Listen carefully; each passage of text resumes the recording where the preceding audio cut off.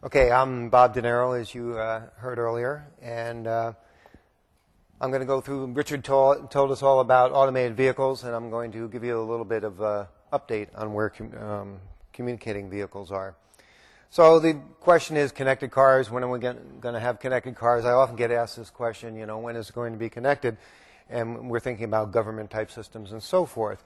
It kind of reminds me back in my earlier day when I was working on the first telematics systems that Shelley mentioned earlier. I was working at Motorola, and I had suggested that instead of using two-way radios connected to GPS, we needed to use cellular phones. And reason being, that's a public infrastructure. Someone's already paying that price for that, and that's not part of our system cost.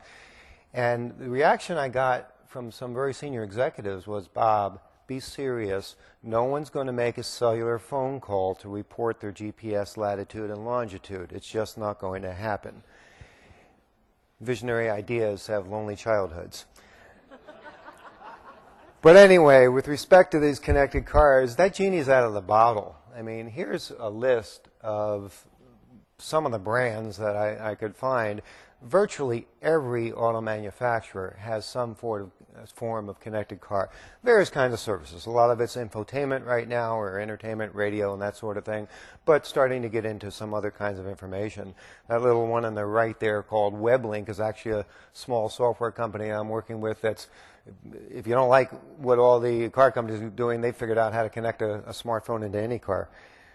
So apps are coming into the car for sure, or actually they're already here. If you haven't seen these dashboards yet, this is what the cars are looking like. This has happened, as Richard said, very quickly over the last couple of years. And it's really our automobile manufacturers responding to the big demand they're getting from consumers. I'll come back to that in a minute. So if we look at these apps, you can really have a lot of fun if you've got a smartphone, whether it's Android or Apple iOS or whatever, and look at the variety of things that are available. Some of the things you're seeing there in the upper left are some apps that help you drive more efficiently, green driving, if you will. Both gives you an instantaneous picture of how efficiently you're driving, as well as it will accumulate over time how well you're doing in saving fuel. Maybe at $3.50 or $4 a gallon, that's not a big deal, but what are you going to say when it's $8 or $9 a gallon and it costs you the better part of $200 to fill up a tank? Maybe these apps will get more interesting. The one on the far right is interesting. It looks kind of similar with a map. That's an application for an electric vehicle which helps solve this range anxiety problem of, how far can I go and still get back home? And this takes into account the topology of the road network. So if you live on a hill and you head down into town and you think you're doing good, this thing's calculating, no, here's how much energy it's going to take to get back up the hill. And it's actually doing it on the road network. So it's using information about the road network, traffic information, and that sort of thing to calculate it. Very interesting. The one in the middle is a company that's basically pulling in a lot of information. We call it crowdsourcing.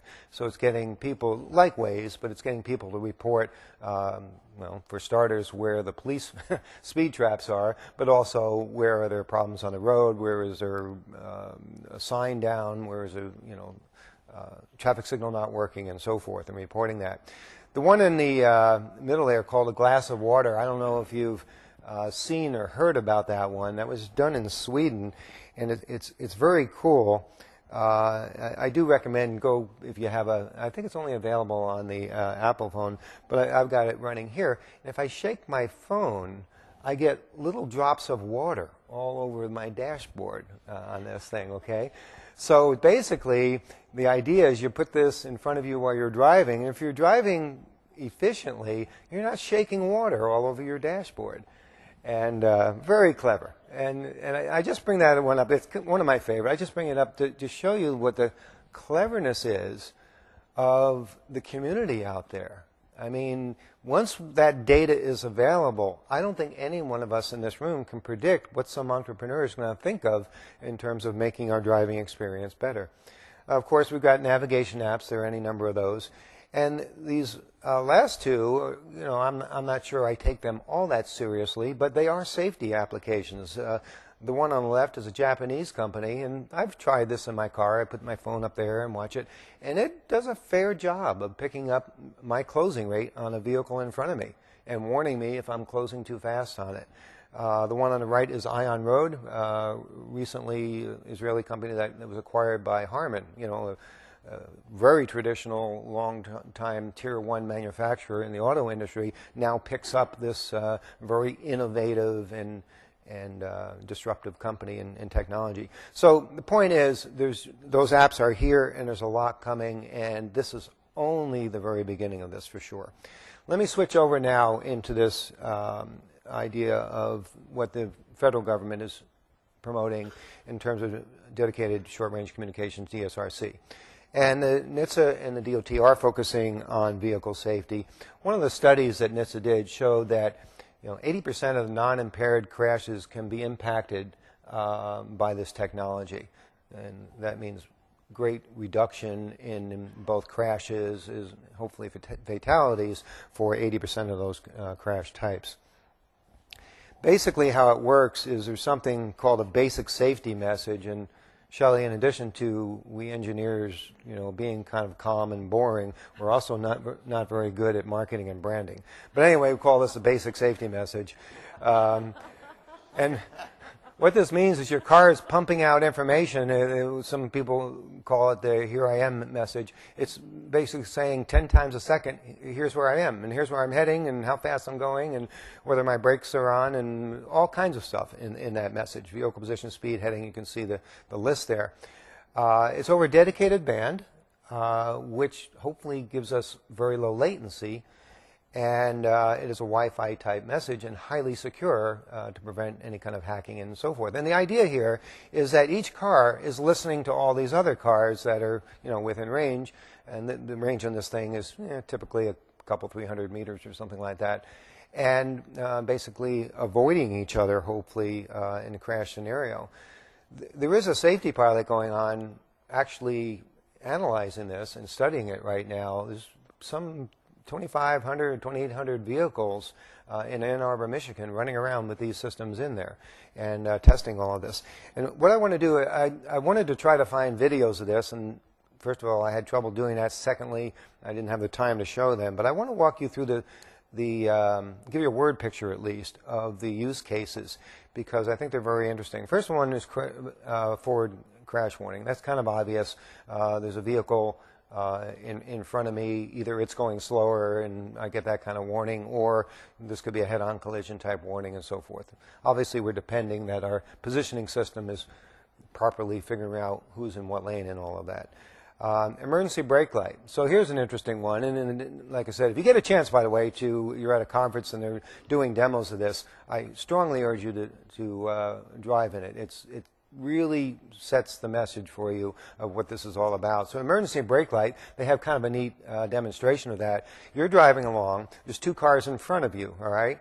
And the car in front, so two cars ahead of you, slams on its brakes and comes to a start.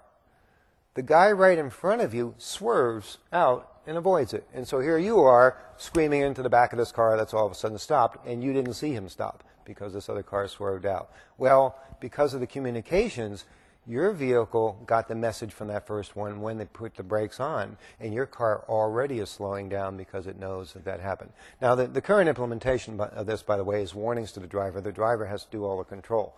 But it's not a big leap of faith to believe that at some point, this will become automated.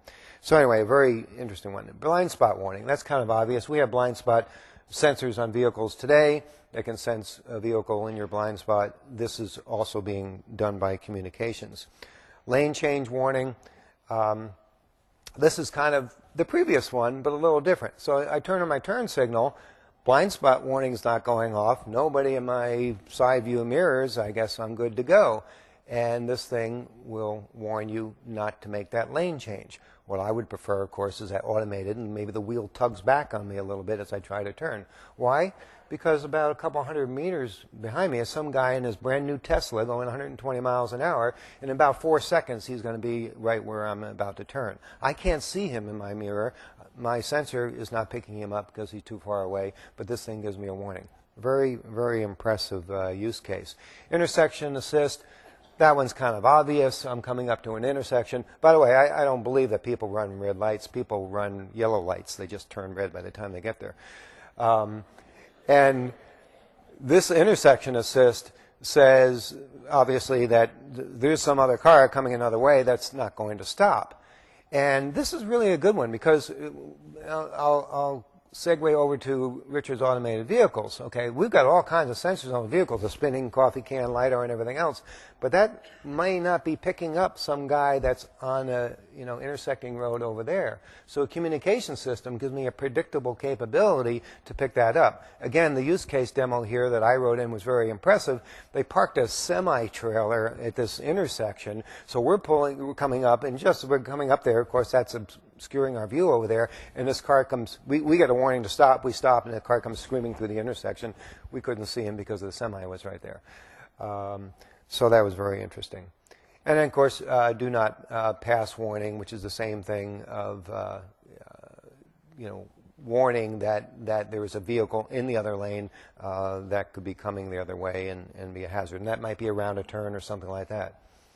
So let's talk about mobility applications. This is a chart I borrowed or stole from the Department of Transportation, and the way they're depicting how this data might be connected. So there on the left you can see all kinds of the vehicle data, but also weather data and everything. And we're kind of crunching that together in this thing called data environment, and that gives us capability for controlling our traffic lights, flow management, both heavy vehicles and transit operations and so forth. My point of this slide is I have my own list. And my own list is this set of things. These are all available today without DSRC over cellular in various apps that I was mentioning earlier. All these kinds of things. So this is coming together today. So where is this all going? And I know, I'm sorry, I know this is an overused word, convergence, but it really does capture the idea here. And this is kind of a busy slide. If I had been able to find the original, I would have broken it up for you and built it a little bit. Be that as it may, let me walk through it a little bit. Down on the lower right, you can see all the traffic management and so forth, and the operations center and how that's coming. In the circle on the left, you see the car, and it's sending its basic safety message, BSM, out. That's being monitored by the system as well as cars talking to cars. And you can see that on the right in the middle there, over DSRC, we're now sending all kinds of information to the vehicle that might be, whether it's weather-related information and other things that are useful. But if we go up to the top of the chart, top right of the chart, now we're sending stuff over cellular. And here's the point about convergence. What we're doing with this platform, and we've had a lot of discussion with the DOT about this, is to build it as just that, a platform that can support any kinds of communication. So yes, we realize that we need low latency communication, highly secure, for safety applications, dedicated short-range communications, and so we'll do that over DSRC at 5.9 gigahertz. But let's also exploit the fact that cellular is coming along. And you know what? Someday, if device-to-device connectivity on cellular is adequate, we don't need DSRC, fine. The platform doesn't change. The platform is open to all those kinds of communications. Maybe DSRC only helps us pick a number for 4 or 5 years. So we only save, what, 50 to 100,000 lives with that. But the point is that the system will evolve if we build it as a platform. And that's really how it's coming together today and where the future will be. I want to leave you with one thought, and this is something that the auto industry is facing. This was a Gartner study done in 2012, and you can read it there. The reason we're seeing all these apps moving in the car, the reason we're working on that is because the next generation of car buyers is saying, you know, it isn't about horsepower and sleek design and all of that. It's really about my connectivity. And there's a lot of iceberg under that water, what that's all about. But this is what's really motivating the young buyers and therefore motivating the auto companies. Thank you.